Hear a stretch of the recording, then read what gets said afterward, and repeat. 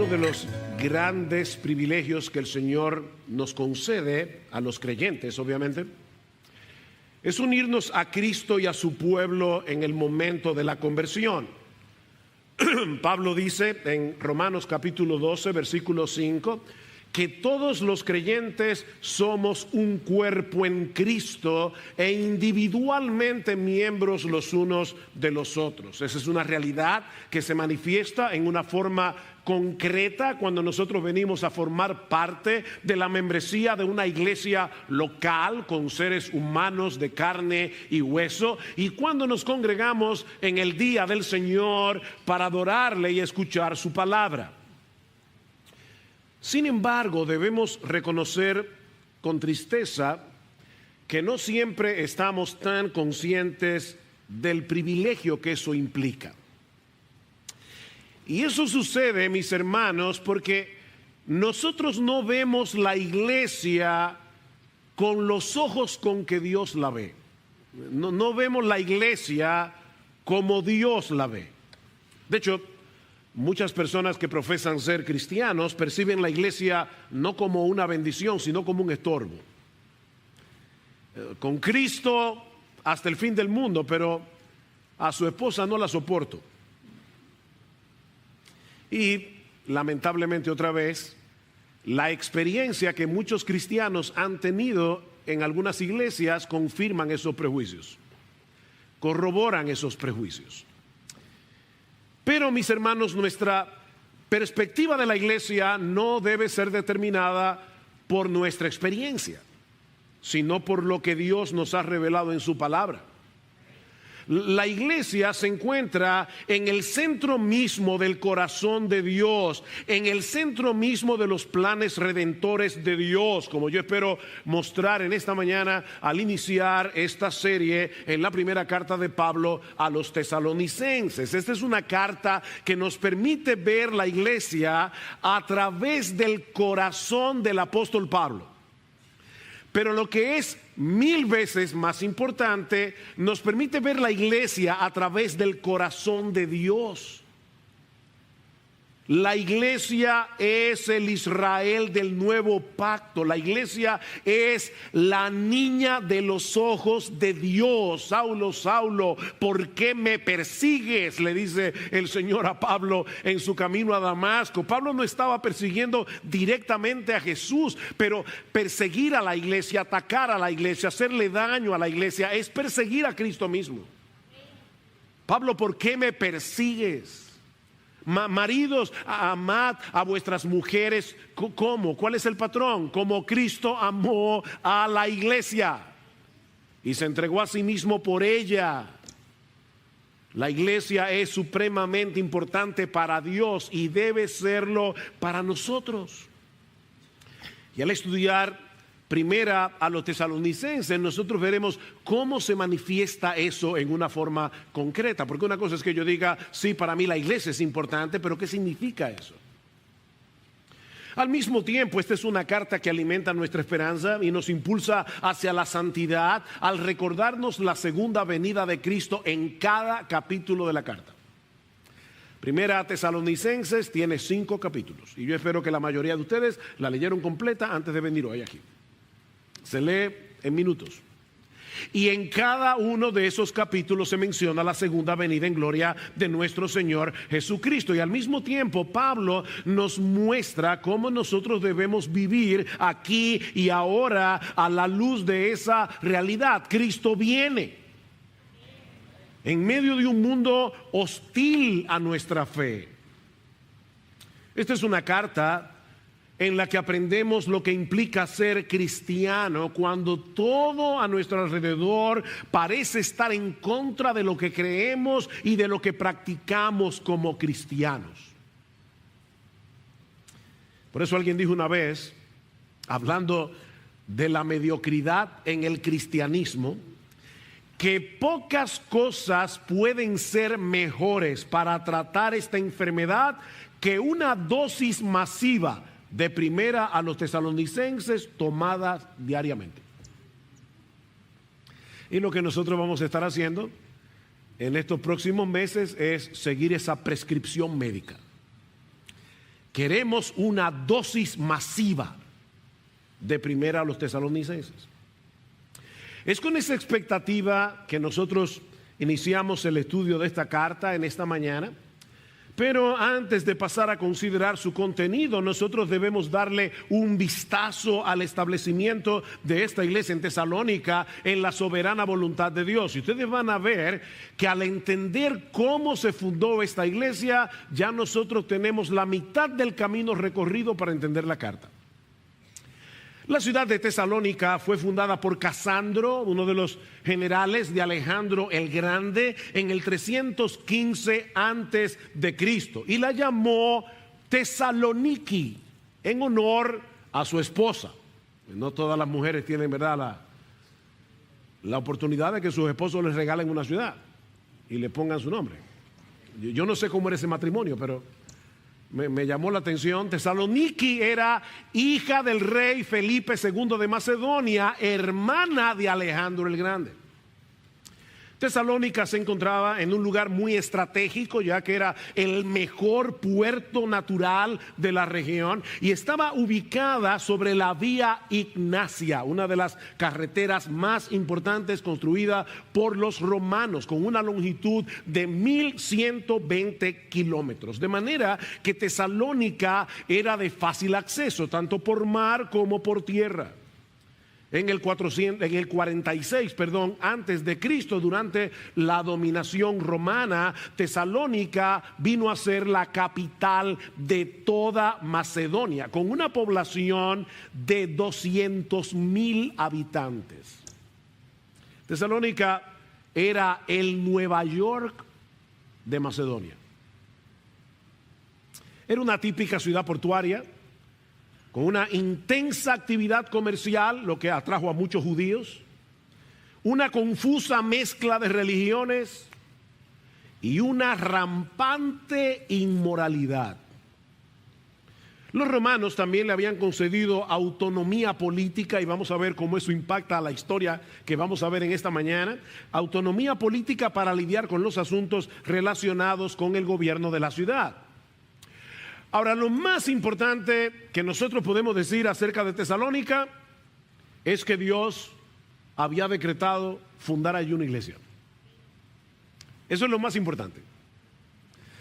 Hace unos años, Gloria y yo estuvimos en un sitio muy hermoso de Argentina, precioso, uno de los lugares que yo pudiera pensar, esto es lo que más se parece al paraíso aquí en la tierra, que yo haya visto. Pero ese domingo adoramos en una iglesita de madera, bien pobre, con unas 15 personas, y yo le decía a Gloria, ¿sabes qué? Este lugar es el más hermoso que nosotros hemos visto aquí, porque aquí mora la gloria de Dios.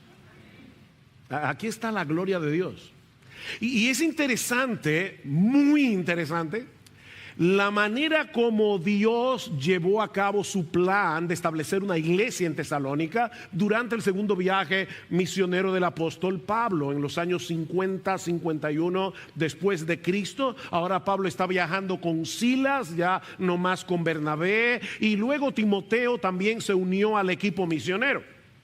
Y tal parece que Pablo tenía en mente seguir estableciendo iglesias en Asia Menor, lo que hoy es Turquía, pero Dios tenía otra agenda. Dice en Hechos capítulo 16, versículo 6, que pasaron por la región de Frigia y Galacia, escuchen esto, habiendo sido impedidos por el Espíritu Santo de hablar la palabra en Asia. Y cuando llegaron a Misia, intentaron ir a Bitinia, pero el Espíritu de Jesús no se lo permitió. Y pasando por Misia, descendieron a Troas. Ahora, estos versículos se leen tan rápidamente que pueden darnos la impresión de que Lucas está hablando de una distancia relativamente corta. Pablo salió de La Vega y llegó a Santiago. Pero de Listra, de donde salieron, a Troas hay una distancia de 800 kilómetros. Para que tengan una idea, es la misma distancia que hay entre Santo Domingo y la capital de Jamaica, o sea, Kingston. Pablo salió de Santo Domingo y a través de terrenos montañosos, difíciles, peligrosos. 800 kilómetros después llegó a Troas. Y debemos suponer, mis hermanos, tal vez que Pablo y su equipo estaban luchando con un sentido de frustración. Eso es probable. Lucas no nos dice de ninguna conversión, de ninguna iglesia fundada durante todo ese trayecto. Fue una pérdida de tiempo de 800 kilómetros. Así que parecía como si de repente Dios hubiera dejado de actuar, excepto para decir que no. La única manifestación de la presencia de Dios durante esos 800 kilómetros fue que Dios le dijo que no, que no, que no.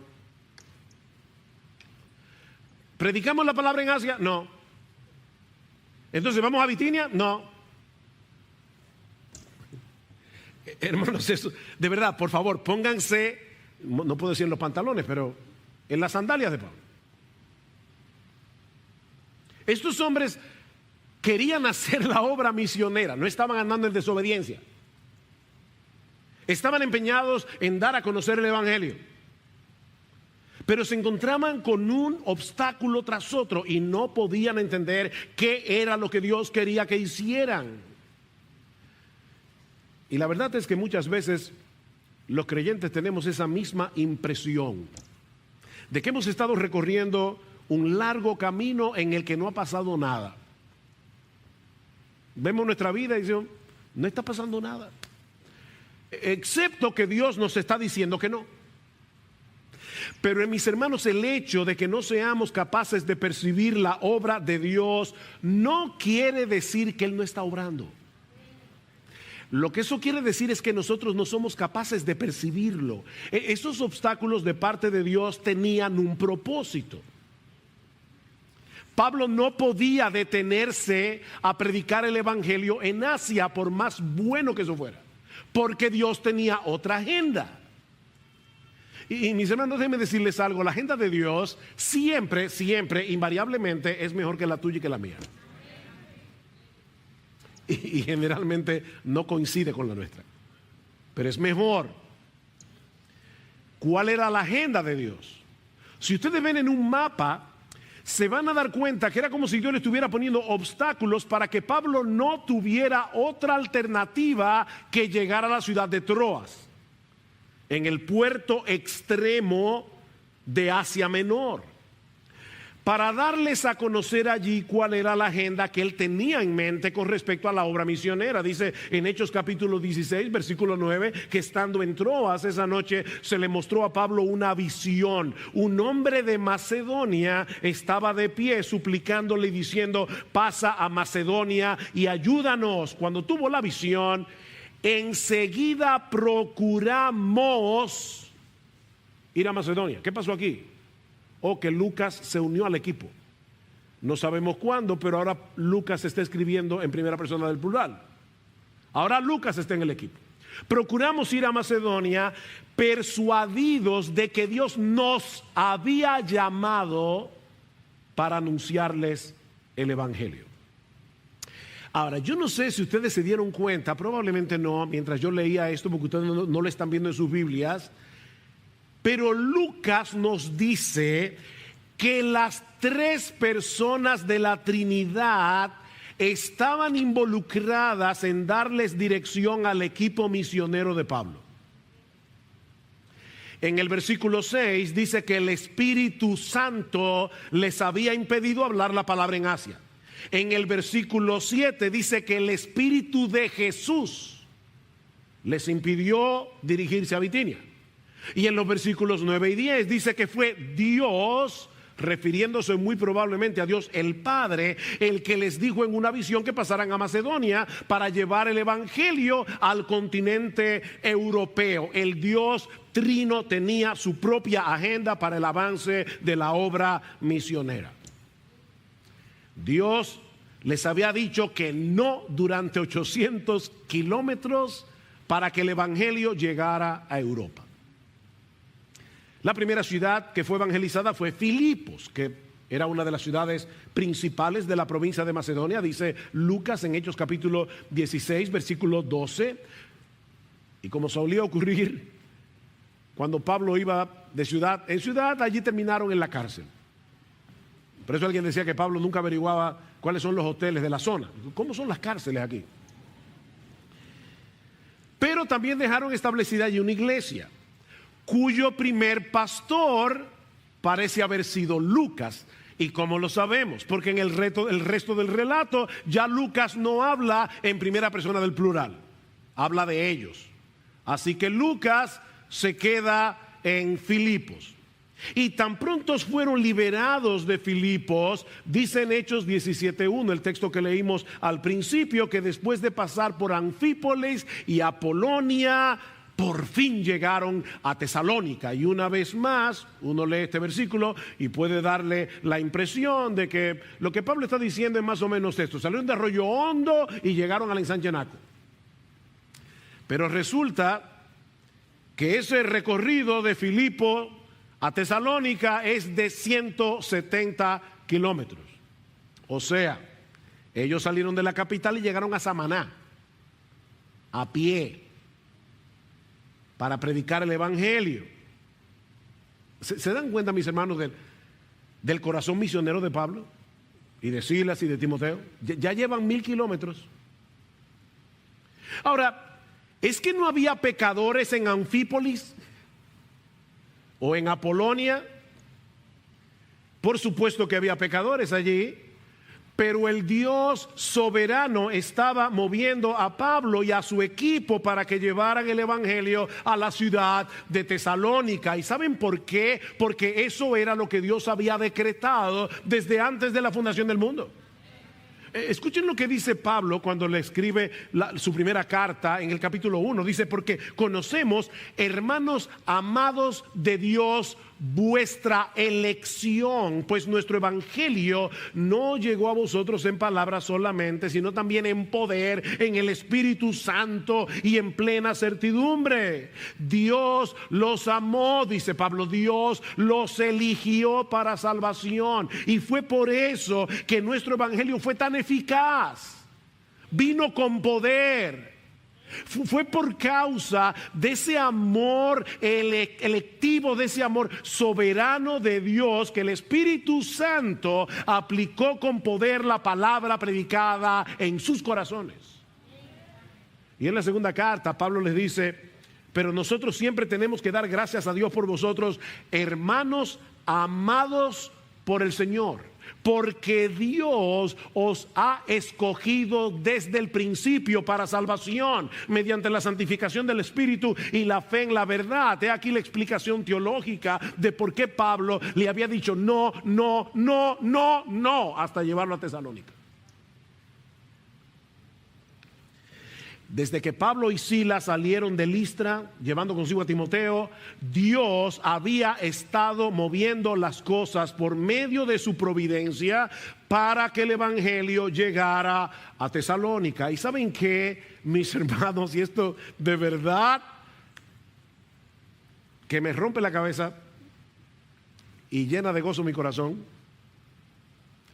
Nosotros podemos decir lo mismo de cualquier iglesia verdadera en todo el mundo.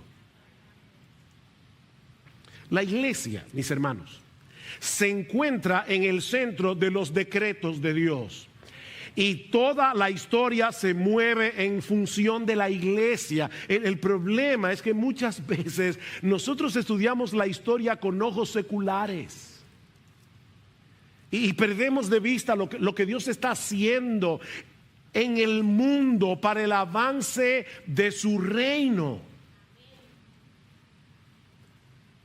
Pensemos por un momento en nuestra propia historia como nación. Son muchos los elementos que se conjugaron para que hoy exista la República Dominicana.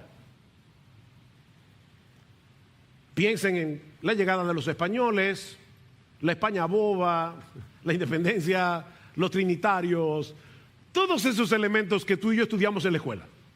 Y finalmente nace la República Dominicana.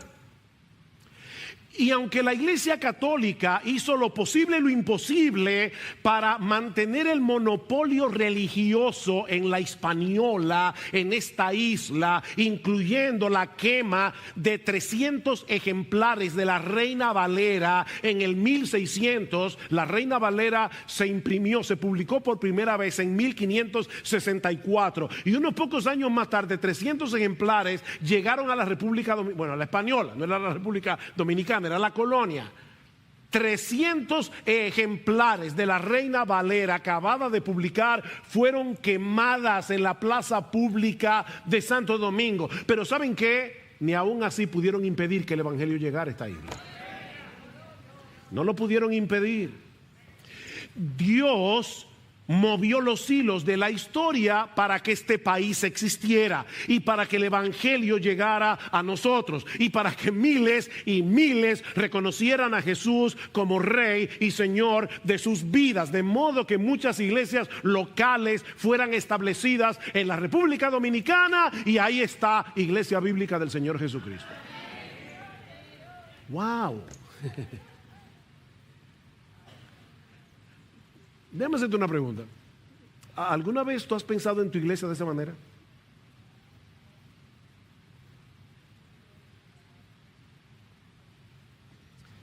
¿Alguna vez tú te has puesto a pensar el hecho de que esta iglesia existe? Y recuerden, yo no estoy hablando exclusivamente de IBCJ. Gracias al Señor, en República Dominicana hay muchas buenas iglesias donde el evangelio es predicado. Estoy tomando esta iglesia como un ejemplo. ¿Alguna vez tú has pensado en el hecho de que esta iglesia existe? Porque desde antes de la fundación del mundo, Dios determinó, Dios decretó que existiera la República Dominicana, que muchos fueran salvos y que en algún punto de la historia se unieran a esta iglesia local. Lo mismo que a muchas otras iglesias donde el evangelio es predicado. De paso, ya vimos cómo Dios fue moviendo las cosas en su providencia para que Pablo no pudiera predicar el evangelio en Asia en el segundo viaje misionero, porque Dios tenía en mente que el evangelio llegara a Europa. Ahora, yo tengo una pregunta para ustedes. ¿Quiénes fueron los que trajeron el evangelio a la República Dominicana? Los descendientes de esos europeos.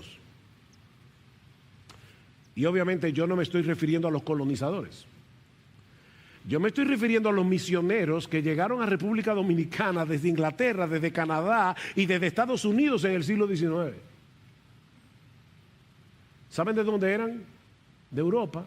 Eran descendientes de europeos. Pastor, usted sí se fue lejos, porque, óyeme, de Pablo a la República Dominicana en el siglo XIX es un trecho largo. En la mente tuya, pero no en la de Dios. Porque para Él 1000 años son como un día. Mis hermanos, Dios tiene todos los hilos, todas las conexiones, Él la tiene en su mente. Así que una de las razones por las que el evangelio llegó a Europa es para que IBCJ existiera. Ay, pastor, ahora sí se fue. No, yo no me estoy yendo lejos, hermano. Simplemente estoy tratando de ver lo que Dios está haciendo en su providencia. Porque nada se escapa a su gobierno soberano. Y obviamente para que la IBI, la IVO, y Fundamento Bíblico, la Iglesia Reformada de Santiago, y si sigo, no acabo, existieran. Cada iglesia local tiene su historia, mis hermanos, y todos los elementos envueltos en esa historia fueron gobernados por Dios conforme a sus decretos soberanos. Si tuviéramos eso en mente, yo creo que veríamos la iglesia con otros ojos. Eso fue lo que sucedió en la ciudad de Tesalónica durante el primer siglo. Lo mismo que ha estado sucediendo a través de la historia conforme a la agenda de Dios para el avance de su reino en el mundo. Pablo predicó el evangelio, dice a partir del versículo 2, y el impacto fue sorprendente. Hechos capítulo 17, versículo 2. Y Pablo, según su costumbre, fue a ellos y por 3 días de reposo discutió con ellos, dialogó con ellos, debatió con ellos, razonó con ellos basándose en las escrituras, explicando.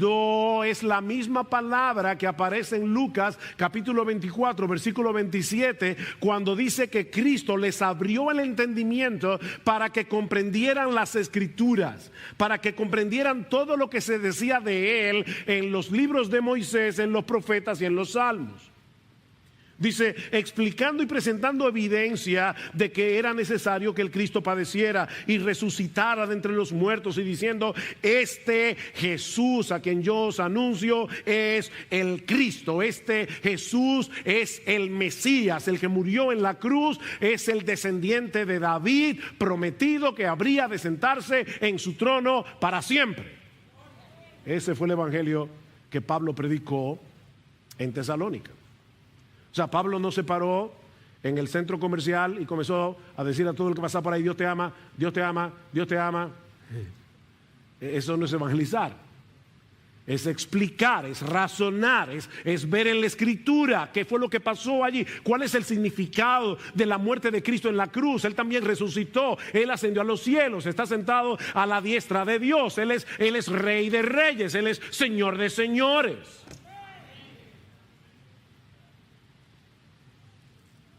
¿Y qué pasó? Que nació una iglesia.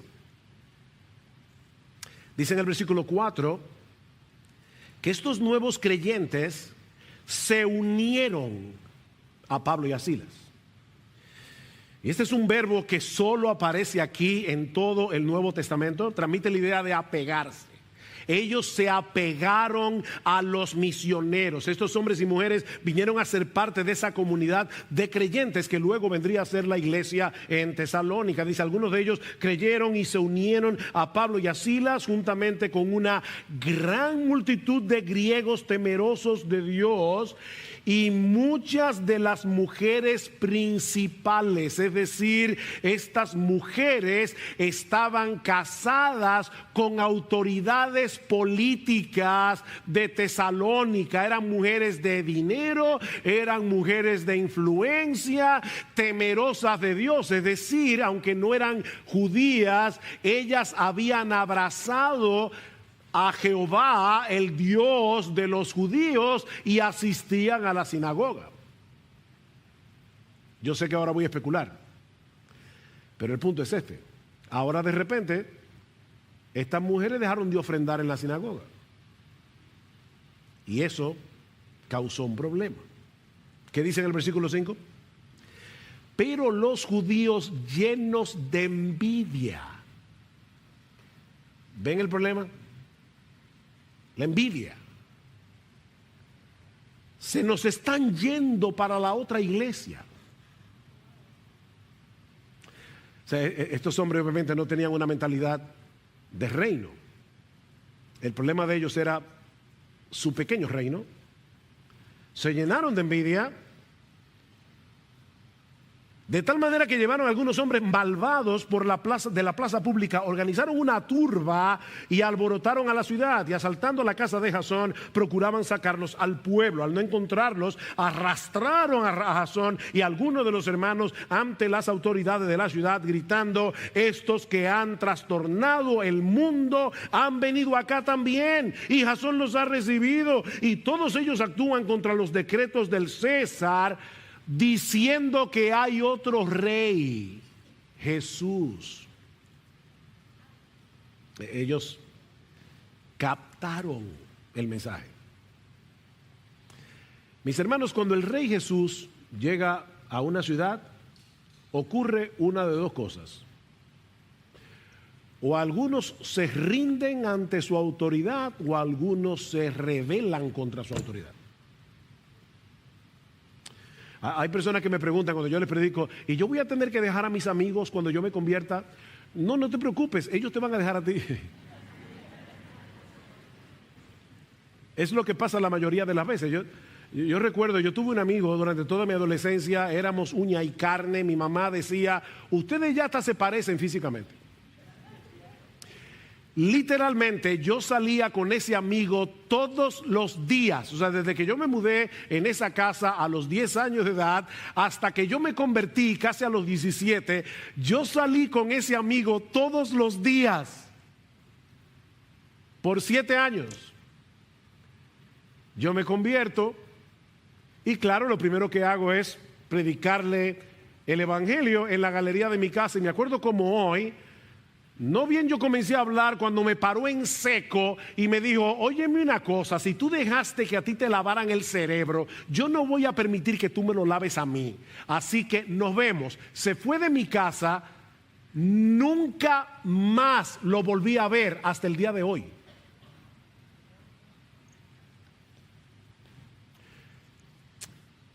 El Rey Jesús lo trastorna todo.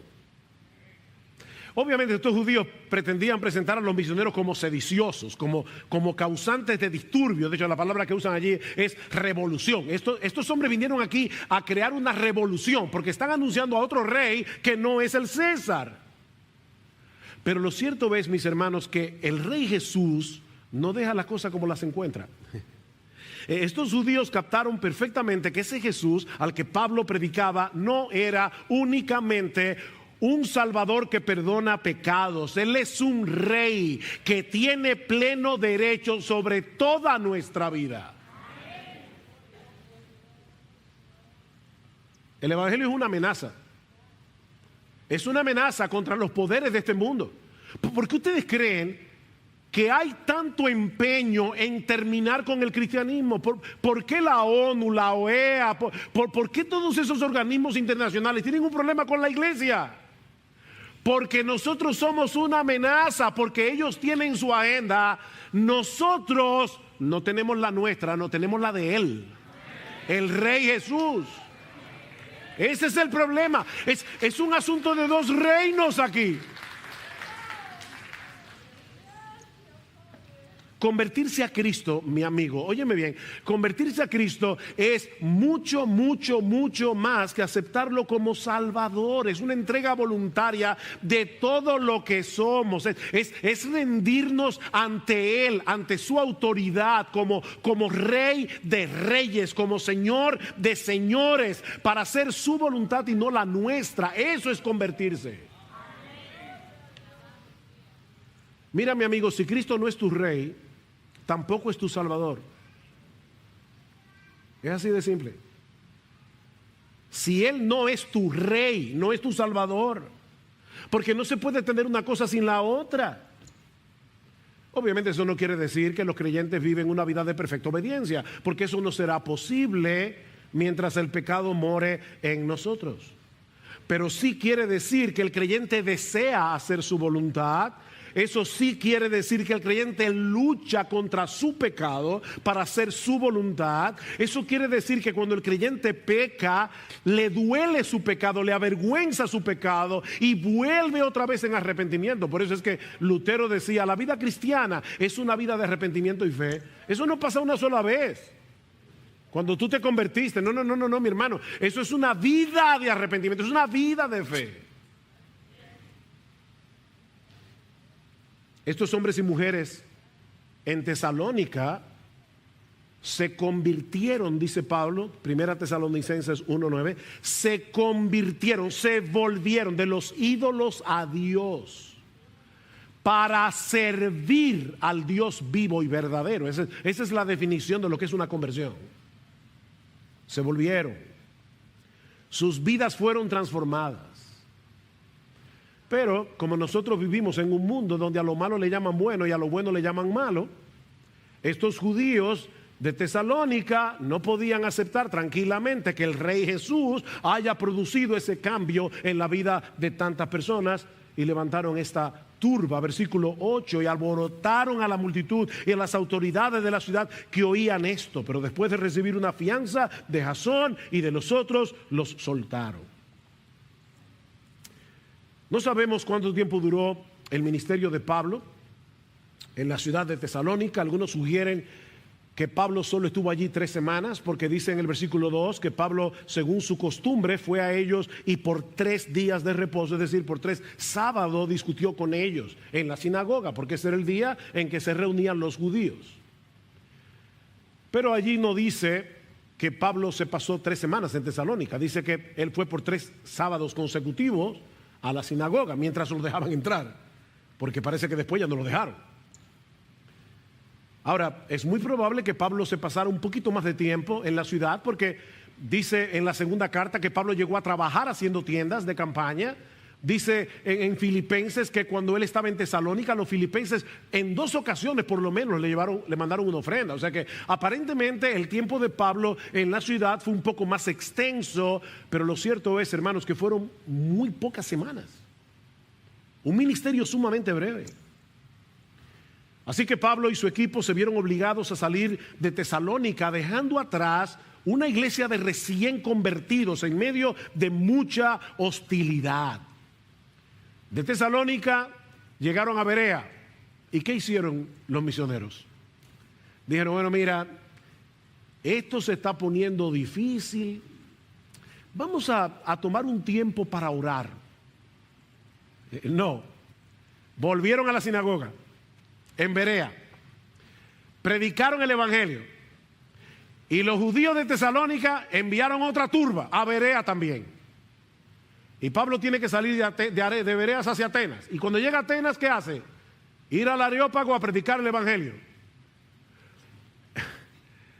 Mis hermanos, déjenme decirles algo. Predicar el evangelio es más importante que nuestra vida.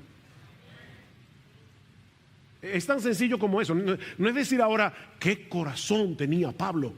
Sí, verdad que tenía un corazón misionero impresionante, pero ¿sabe qué es lo que Pablo tenía? Un entendimiento muy claro de quién era Jesús, un entendimiento muy claro de lo que va a pasar con las personas que no se arrepienten de sus pecados y se rinden ante Jesús y lo aceptan como su rey.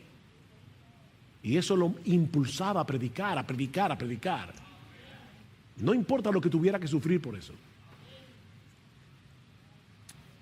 Pablo llega a Atenas, luego a Corinto, y estando en Corinto ya no puede soportarlo más, porque el corazón de Pablo estaba atado a los hermanos de Tesalónica. Pablo se preguntaba, ¿qué habrá pasado con estos hermanos? Vayan conmigo a la carta primera a los tesalonicenses. Noten lo que Pablo les dice en el capítulo 2. Versículo 18, ya que queríamos ir a vosotros, al menos yo, Pablo, más de una vez, pero Satanás nos lo ha impedido. Pablo quería él mismo llegar a Tesalónica. Capítulo 3, por lo cual no pudiendo soportarlo más. ¿Ustedes están escuchando este lenguaje? El amor de Pablo por sus hermanos.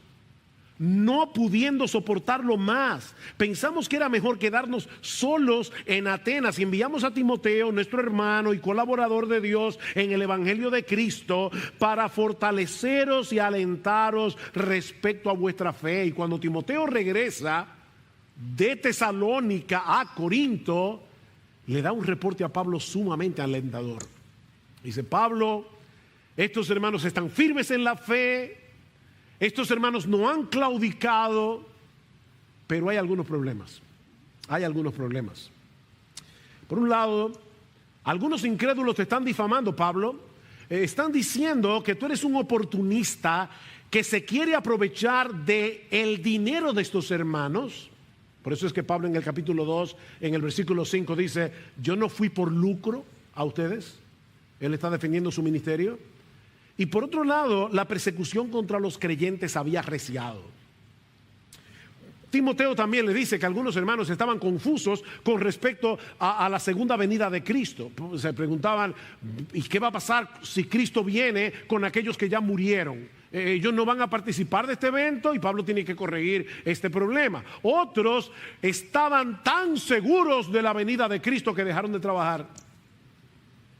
Pues si ya Cristo viene, ¿para qué empeñarnos en esto, en estos afanes del mundo? Y Pablo les dice: el que no quiere trabajar, que tampoco coma. Y en medio de todo esto, el ambiente de inmoralidad que rodeaba a estos hermanos continuaba siendo un peligro. creyentes que recién habían abandonado el paganismo. Y es por eso que Pablo decide escribirles una carta y luego otra, en la que primero manifiesta su gratitud a Dios por la obra que estaba haciendo en ellos, les reitera su amor, su preocupación por ellos y los exhorta a mantenerse firmes en la fe, vivir en santidad, alimentándose de la esperanza de la segunda venida de Cristo. Ahora, por encima de la iniciativa de Pablo y del corazón pastoral de Pablo, el Espíritu Santo fue el que lo movió a escribir esta carta inspirada para beneficio de la iglesia de Cristo a través de todas las épocas. Porque lo que esta iglesia necesitaba en el primer siglo son las mismas cosas que nosotros necesitamos hoy: ánimo, instrucción, exhortación, esperanza. ¿Por qué estamos estudiando esta carta? ¿Por qué vamos a comenzar a estudiar esta carta? Porque tú y yo necesitamos lo mismo que ellos necesitaban. El mismo Dios que había estado moviendo las cosas para que Pablo y su equipo misionero llevaran el evangelio a Tesalónica es el que le había dado ese corazón a Pablo para amar entrañablemente esta iglesia, preocuparse por ella y escribirle esta carta. Dios está interesado en el fortalecimiento de su iglesia. Lo que nos lleva de la mano a nuestro segundo encabezado, que veremos más brevemente. Ya vimos que esta iglesia ha sido establecida por la voluntad soberana del Trino Dios. Pero vemos también al inicio de la primera carta de Pablo, yo les pido que vayan ahora a primera a los tesalonicenses, que lo que hace que una iglesia sea una iglesia y pueda crecer, madurar, es la relación vital que esa iglesia tiene con el Dios Trino. O sea, fíjense, ya vimos que el Dios Trino tenía en su agenda establecer una iglesia en Tesalónica. Lo que estamos diciendo ahora es que esta iglesia que había nacido en Tesalónica estaba enraizada en el Dios Trino. Vean lo que dice Primera Tesalonicenses 1:1. Pablo, Silvano, que es Silas, es el diminutivo, Pablo, Silvano y Timoteo, a la iglesia de los tesalonicenses en Dios Padre y en el Señor Jesucristo. Gracia a vosotros y paz. Obviamente, no tenemos todo el tiempo que necesitamos para considerar ampliamente cada elemento de esta salutación. Así que por ahora, ya luego veremos un poquito más, pero por ahora solo quiero concentrarme en la forma como Pablo describe a los destinatarios de esta carta. A la iglesia de los tesalonicenses, en Dios Padre y en el Señor Jesucristo. Estos hermanos eran más que un grupo de creyentes que se reunían de vez en cuando para estudiar la Biblia, para cantar alabanzas. Ellos eran una iglesia, ¿ven? Y esta palabra significa una asamblea que ha sido debidamente convocada con un propósito. Ustedes recuerdan que yo les había dicho que los romanos habían conferido cierto grado de autonomía política a la ciudad de Tesalónica. O sea, ellos estaban acostumbrados a reunirse en asambleas para deliberar los asuntos de la ciudad, y la palabra que se usaba para designar esas reuniones era eclesía, la misma palabra que Pablo está usando aquí y que se traduce como iglesia. Eclesía, asamblea. Pero esta asamblea, esta eclesía de la que habla Pablo, es muy diferente porque es el mismo Dios el que la ha convocado. De paso, mis hermanos, cuando tú faltes a esta reunión, hay razones de peso para faltar a la iglesia el domingo. Pero nunca olvides esto. Esta es una asamblea que ha sido convocada por Dios. Y Él se hace presente en medio nuestro en esa convocación. Así que Hay razones de peso para no venir el domingo a la iglesia. La hay, o las hay. Solo asegúrate que sea una razón que el Dios que convocó esta asamblea la acepte como buena y válida. Porque es Dios el que nos ha convocado. Y Él está aquí. Él está aquí. Esto es serio. Así que esta asamblea es diferente. Primero porque es Dios el que la ha convocado para estar en una íntima y vital comunión con Él. Esta iglesia, dice Pablo, se encuentra en Dios Padre y en el Señor Jesucristo. Es como un árbol plantado en el Dios Trino. La iglesia es un árbol plantado en el Dios Trino. Geográficamente la iglesia se encuentra en Tesalónica, pero espiritualmente hablando la iglesia se encuentra en Dios Padre y el Señor Jesucristo. Y de paso es interesante notar que hay un solo en el original griego, dice en Dios Padre y el Señor Jesucristo, mostrando la unidad entre el Padre y el Hijo. Podemos traducir esta frase en conexión con Dios Padre y el Señor Jesucristo, o en el ámbito, en el reino, en el terreno de Dios Padre y el Señor Jesucristo. La iglesia le pertenece a Dios y encuentra su vida en Dios. Eso es lo que hace que una iglesia sea una iglesia. ¿Dónde se encuentran los cristianos? Bueno, pastor, en Santo Domingo, en China, no. Espiritualmente, en Cristo. Cada cristiano está unido a Cristo por la fe, ¿no es así? Somos cristianos porque estamos en Cristo, unidos a Cristo por la fe. Y por esa razón, Pablo dice en Colosenses capítulo 3, versículo 3, que nuestra vida está escondida con Cristo en Dios. ¿Tú oíste eso? Nuestra vida está escondida con Cristo en Dios. Y como todos los creyentes estamos con Cristo en Dios, la iglesia es la iglesia que está en Dios Padre y el Señor Jesucristo. ¿Ven cuál es el punto? Un poco más adelante Pablo hace mención del Espíritu Santo, porque dice en el versículo 4: sabiendo, hermanos amados de Dios, su elección de vosotros, pues nuestro evangelio no vino a vosotros solamente en palabras, sino también en poder y en el Espíritu Santo. Y luego dice en el versículo 6: y vosotros vinisteis a ser imitadores de nosotros y del Señor, habiendo recibido la palabra en medio de mucha tribulación, con gozo del Espíritu Santo. Fue por la obra del Espíritu Santo que ellos se volvieron de los ídolos a Dios para servir al Dios vivo y verdadero. Y era por la obra de ese mismo Espíritu que ellos podían experimentar gozo en medio de la aflicción. El Espíritu Santo estaba haciendo eso. De manera que el Dios Trino que estuvo involucrado en el establecimiento de esta iglesia, como hemos visto ya, es el que los ha tomado para sí, para que la vida de ellos estuviera escondida en Él. La iglesia es iglesia porque se encuentra en Dios. La iglesia vive en Dios, está centrada en Dios. ¿Y eso qué significa en la práctica? Pastor, aterríceme eso. Bueno, 3 cosas y con esto termino.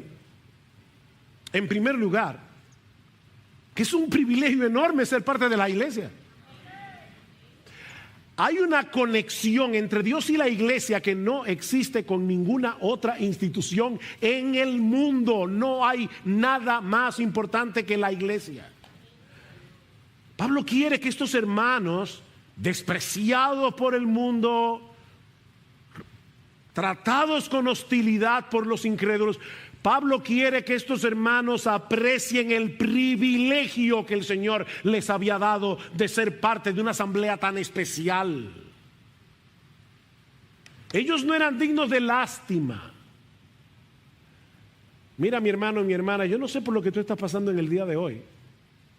Y yo sé que los cristianos sufren y son despreciados de una forma u otra. Pero no somos dignos de lástima.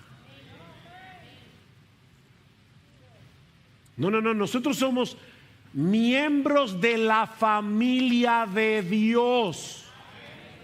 ¿Tú quieres un poco más? Nosotros pertenecemos a la iglesia del Dios vivo y verdadero. Y ese es un privilegio que ningún desprecio de este mundo puede opacar. Por otra parte, esto también significa, en segundo lugar, que un verdadero creyente, un miembro del cuerpo de Cristo, no se puede perder. Porque nuestra vida es...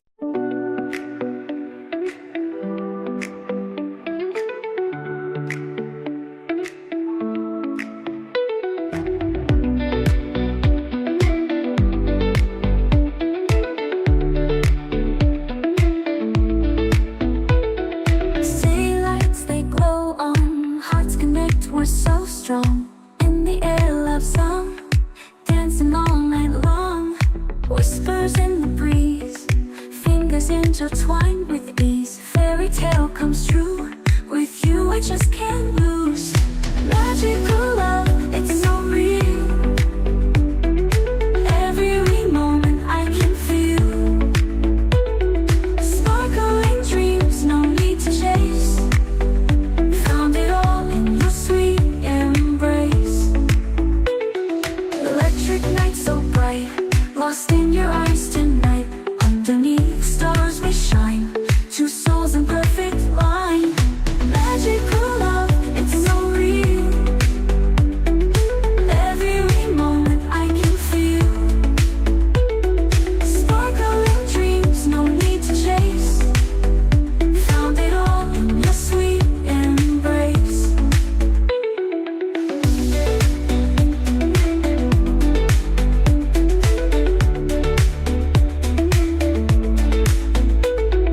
Electric night so bright, lost in your eyes tonight.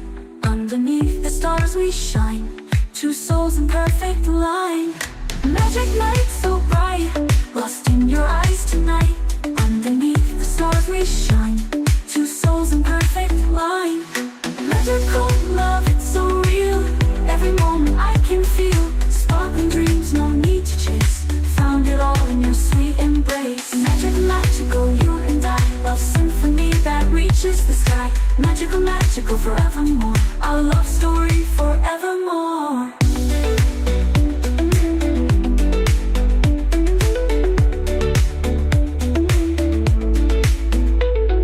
Electric night so bright, lost in your eyes tonight. Underneath the stars we shine, two souls in perfect line.